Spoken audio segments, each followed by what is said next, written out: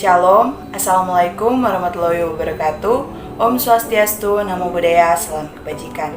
Perkenalkan, saya dengan mahasiswi Cleoni Rapalandi dengan NIM 2114201030, kelas A1 Fakultas Ilmu Keperawatan, mahasiswa aktif semester 4 di Universitas Pembangunan Indonesia Manado. Tujuan saya membuat video ini yaitu untuk memenuhi tugas pada mata kuliah Keperawatan Jiwa 1 dengan dosen pengampu Nurse Vera Karame, SGAP MKes.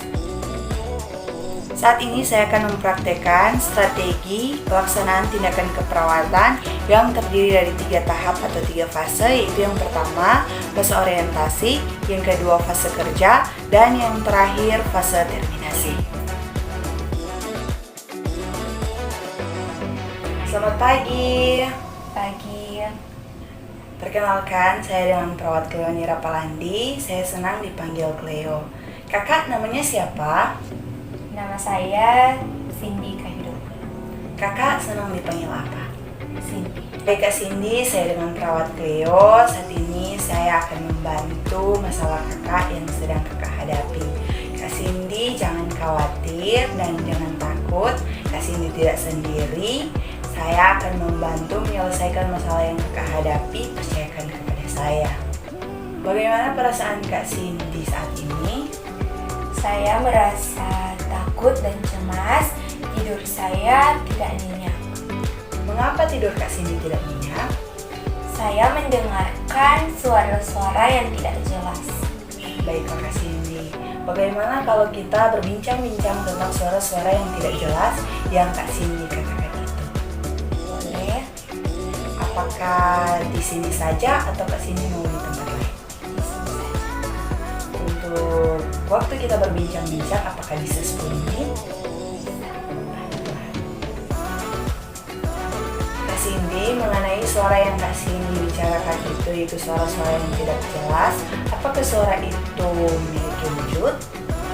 Saya mendengarkan suara itu, tapi saya tidak tahu suara itu berasal dari mana dan wujudnya juga tidak kelihatan. Tapi saya benar-benar mendengarkan suara tersebut. Nah, kalau boleh tahu, apa yang dibicarakan suara-suara yang tidak jelas itu kepada Kak Cindy? Suara itu menyuruh saya untuk membunuh. Oh, jadi begitu ya. Apakah suara itu datang terus-menerus? Suara itu datang secara tidak menentu, kadang siang, kadang juga malam. Jadi, kapan paling sering suara-suara itu datang pada Kak Cindy? Paling sering malam hari.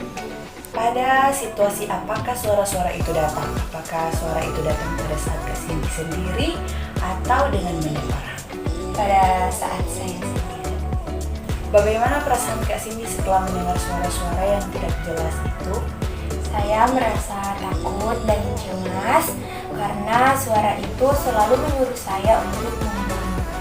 Cara apa yang Kak Cindy lakukan saat suara-suara yang tidak jelas itu datang pada Kak Cindy?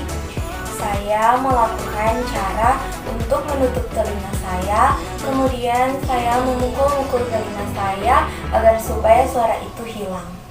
Apakah dengan cara itu suara-suara yang tidak jelas itu menghilang?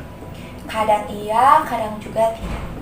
Baik Kak Cindy, setelah Kak Cindy telah menceritakannya, bagaimana kalau kita belajar mengenai cara menghentikan suara-suara yang tidak jelas itu datang kembali kepada Kak Cindy? Apakah Kak Cindy mau? Boleh. Nah, ketika suara-suara yang tidak jelas itu datang, kita bisa menggunakan 4 cara. Yaitu yang pertama menghardik. Apabila suara itu datang kembali, Kak Cindy bisa langsung menghardik suara tersebut.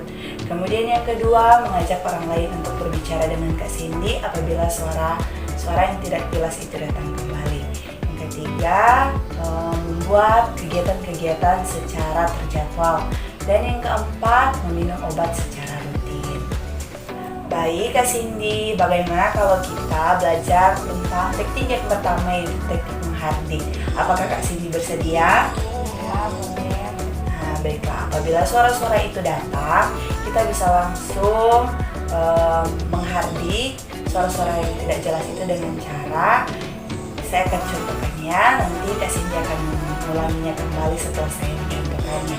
Yaitu dengan cara pergi saya tidak mau mendengar, pergi saya tidak mau mendengar, kamu adalah suara palsu. Jadi ketika suara itu datang, Kak Cindy bisa berulang kali melakukan teknik menghardik itu. Bisa Kak Cindy praktekkan? Bisa. Lakukan. Pergi, saya tidak mau mendengar. Pergi, saya tidak mau mendengar. Kamu adalah suara palsu. Baik sekali Kak Cindy. Jadi itu merupakan cara menghardik apabila suara-suara itu datang kembali. Jadi Kak Cindy bisa langsung menghardiknya dengan cara yang telah kita pelajari agar suara itu menghilang. Bagaimana perasaan Kak Cindy setelah melakukan teknik menghardik yang telah kita pelajari tadi? Perasaan saya merasa sedikit Bagus kalau begitu. Jadi apabila suara-suara yang tidak jelas itu datang kembali, Kak Cindy bisa langsung mempraktekkan dengan cara menghardik teknik yang pertama yang telah kita pelajari. Bagaimana kalau kita menyusun jadwal kembali untuk pelajaran berikutnya? boleh ya? Bagaimana kalau kita bertemu lagi pada pertemuan berikutnya untuk membahas teknik yang kedua, yaitu mengajak orang lain berbincang-bincang apabila suara-suara yang tidak jelas itu datang. Apakah Kak Cindy bersedia? Bersedia. Baiklah, apakah besok pada jam 8 pagi Kak Cindy punya waktu? Ada punya. Baik Kak Cindy, untuk tempat apakah di sini saja atau mau di tempat lain? Di sini saja. Oke, di sini saja. Untuk waktu kita berbincang-bincang untuk mempelajari tahap yang kedua, apakah bisa selama 10 menit? Bisa. Oke, baik. Baik Kak Cindy, sampai bertemu besok pada jam 8 pagi di tempat ini. Dan kita akan belajar selama 10 menit. Terima kasih atas kerjasamanya. Selamat pagi Kak Cindy.